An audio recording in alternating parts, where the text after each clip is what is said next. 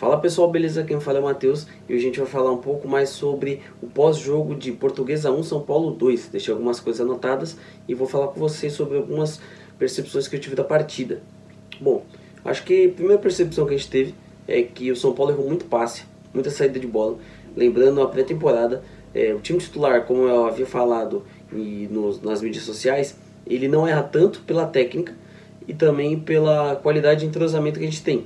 Mas o time reserva ou misto, ele peca muito nesse aspecto. A gente tomou o gol da Portuguesa com essa saída de bola. Na minha visão, o gol também é resultado de você improvisar um lateral. O Ferrarese ele não dá opção para o Santilongo, que perde a bola. Também temos a falha grotesca do Jandrei. Tinha chuva, beleza, mas a chuva estava para todo mundo. Eu acho que o Jandrei, ele se mostrou cada vez mais que ele não pode ser o reserva. Eu acho que a gente tinha que dar chance pro Leandro e tinha que dar chance pro Yang. A gente perdeu o Thiago Couto, querendo ou não. A gente tem um puta no goleiro que não tá no São Paulo. Por simples questão da gente que preferir o Jandrei. O Jandrei pra mim foi renovado o contrato, ele pode ser terceiro goleiro, mas segundo goleiro ele não consegue ser. Um lance grotesco. A zaga toda falhou, ok. O Santilongo ele errou, ok. Mas o goleiro ele tem que estar lá. Nessa hora que o goleiro tem que estar lá. Eu acredito que o Rafael não teria tomado esse gol. Por mais que foi na surpresa, ele não teria tomado. E no final das contas o Jandrei foi vazado, né? Pela primeira vez no ano, a gente viu o Jandrei tomando gol. E esse é o problema. Quando começa, difícil terminar. Mas, vamos lá. Anotei outras coisas também. Patrick e Ferrarese, como eu já tinha dito. Eu falei do Ferrarese, eu falo do Patrick. Infelizmente o Patrick desapareceu. O pessoal das mídias sociais deram razão pro São Paulo querer emprestar ele, porque ele desapareceu, né, no jogo. Infelizmente, os jogadores que tiveram oportunidades, eles não conseguiram falar muito sobre como chega, quem chega na hora que precisa, porque para mim o Ferrarese desapareceu, e o Patrick também. O Ferrarese ele fez uma partida ok, mas eu não esperei isso no lateral.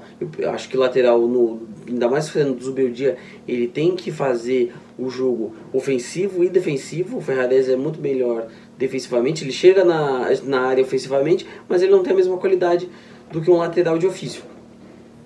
Também tivemos um Santilongo que não aproveitou a oportunidade, não sei o que aconteceu com ele. Sinceramente, eu tenho muita esperança e tinha muita esperança no atleta, mas ele infelizmente não correspondeu. Não sei o que aconteceu, não sei se tem algum bastidor aí rolando, mas infelizmente ele não correspondeu à altura. Eu acho que se você coloca um Negruti, teria sido até melhor do que ele. Mas tivemos a boa notícia do Marcos Antônio. Eu acho que o Marcos Antônio foi muito bem. Os caras estavam elogiando ele até pela estatura dele. Eu acho que é 1,66 m.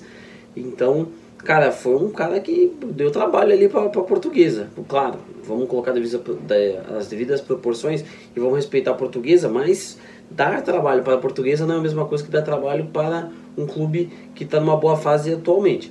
Porém, entretanto, todavia, é uma partida de futebol. E o cara entrar sendo um time misto e ainda dar trabalho, a gente tem que enaltecer.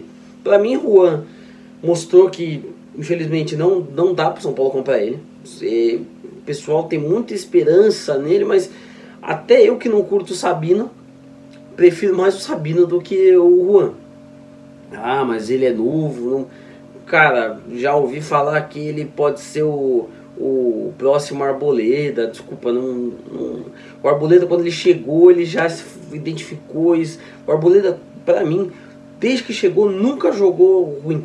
Ele sempre teve uma partida ou outra, obviamente, mas no decorrer da trajetória dele pelo tricolor, ele tem muito mais jogos positivos do que negativos. O Juan, ele com um pouco de tempo, eu só vejo coisa negativa dele, infelizmente.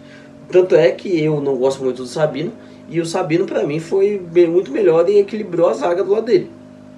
A gente teve também no ataque o André Silva. O André Silva foi ovacionado, o clube mesmo fez várias postagens. Cara, infelizmente não é um pênalti que vai fazer eu mudar de ideia. O André Silva bateu muito bem o pênalti, isso tem que ser reconhecido, mas pra mim ele deve muito, ele é um jogador que deve muito. A gente pode ter o Rian, que é muito melhor, que entrou e resolveu, do que o André Silva, que ficou 80 minutos, 70 minutos da partida e fez um pênalti. Ele fez um gol de pênalti. e bateu a bola na mão e fez um gol. São jogadas que são terminadas na cagada e ele consegue fazer o gol. Não é uma jogada individual dele. Já o Rian e o Caleri, eles têm essa qualidade técnica de finalizar jogadas individualmente. O André Silva não tem. Ferreirinha jogou muito bem, eu gostei do Ferreirinha. Rodriguinho, ele entrou, o pessoal elogiou ele, mas sinceramente, pelas partidas que ele estava fazendo, você merece elogio, mas esperava algo mais. Eu acho que por ele ter todo esse negócio dessa expectativa que a gente tem nele, ele deveria entregar muito mais do que ele entrega para o São Paulo.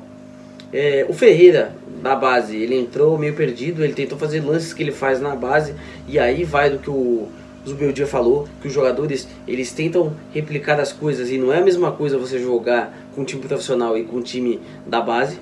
Então, o Ferreira, ele entrou um pouquinho perdido, mas no todo eu acho que o São Paulo, ele pode ter uma média 6, 7, porque deveu um pouquinho. Por se tratar de um jogo contra a Portuguesa, a gente teve o Bobadilha, que fez uma bobagem também, algumas bobagens, né, de saída de bola, mas ele que deu o passe pro Rian, então ele meio que ficou na média, né, porque ele consertou o erro. Mas é isso que eu falei, eu acho que o São Paulo, ele tem que melhorar pro Clássico. O Clássico vai ser disputado hoje contra o Santos vai querer dar uma resposta, ainda mais pela apresentação que foi feita ontem com o Neymar. Então o Santos está pilhado, está querendo jogar, o Santos está devendo para a torcida, e o São Paulo não está devendo tanto, então o Santos vai querer fazer essa retomada contra o São Paulo. Mesma coisa que a gente fez contra o Corinthians, o Santos vai querer fazer contra a gente. Mas, continuando as coisas que eu deixei anotado, o Rian, para mim, se formou no time principal. Eu colocaria como reserva do Caleri, mas acredito que ele vai ser usado como terceira reserva e vai ficar no lugar do André Silva quando o André Silva jogar e sair. Ou talvez o Zubeldia faça ele ficar na reserva dos dois, o que eu acharia muito mais interessante, ele jogaria muito mais. E um pouco depois, sobre a coletiva pós-jogo do Zubeldia, notei algumas coisas interessantes, que a gente começa a pegar as notícias que foram vinculadas essa semana e esclarecer um pouquinho delas, né? A gente teve o Zubeldia confirmando que não pediu a contratação de Cédric Soares, ou seja, a gente vê que é uma negociação inteiramente da diretoria. Eu não tinha falado no outro vídeo, mas o Edu Gaspar também ele tem um certo envolvimento com a negociação. Tem o Grego, porque quem indicou para o Grego o São Paulo foi o Edu Gaspar, o Cédric era do Edu Gaspar, o Juliano Bertolucci tem, lógico, por ele ser empresário, ele tem uma certa relação com todos os dirigentes. O Edu Gaspar era do Arsenal, já foi jogador e, se eu não me engano, alguma coisa do Corinthians também na parte da diretoria. Então você tem que ver tudo isso, o cara é dirigente. Então a gente tem o Cédric Soares vindo, na minha opinião, pelo Juliano Bertolucci, pelo Grego, pelo Edu Gaspar, por também uma troca de favores por trazer o Oscar. Então, tudo menos o Zubeldia. O Zubeldia, que foi falado, que pediu a contratação, falou que foi uma oportunidade de mercado. Assim como ele também falou sobre o William Gomes, falou que foi uma oportunidade de mercado. Disse que o jogador não jogaria tanto para fazer alguma diferença na vida dele. Aí eu gosto pelo menos da sinceridade do técnico, que não mudaria o fato. Então ele liberou, né? A diretoria liberou o jogador, que jogou algumas partidas e que jogaria meia dúzia de partidas, que não faria diferença na formação dele profissional e pessoal. Então já liberou para o Porto. A gente não tem essa disputa, por exemplo, do Palmeiras, que pode segurar um jogador e vender por uma grana maior. A gente tem que vender atleta, porque a diretoria é incompetente. Então, infelizmente, a gente deu o William Gomes praticamente para a Europa, que já tem uma cláusula de 100 milhões caso algum clube queira tirar. O Porto não é burro, né? A gente fez várias vendas para o Porto ao decorrer dos anos e viu que o Porto consegue quase triplicar, duplicar, ou às vezes até mais o valor do que ele compra. E faz anos, não é só com o São Paulo. O Porto sempre fez isso nos outros clubes também, tanto da Europa quanto da América do Sul. Bom, ele pediu paciência também com os jovens da base.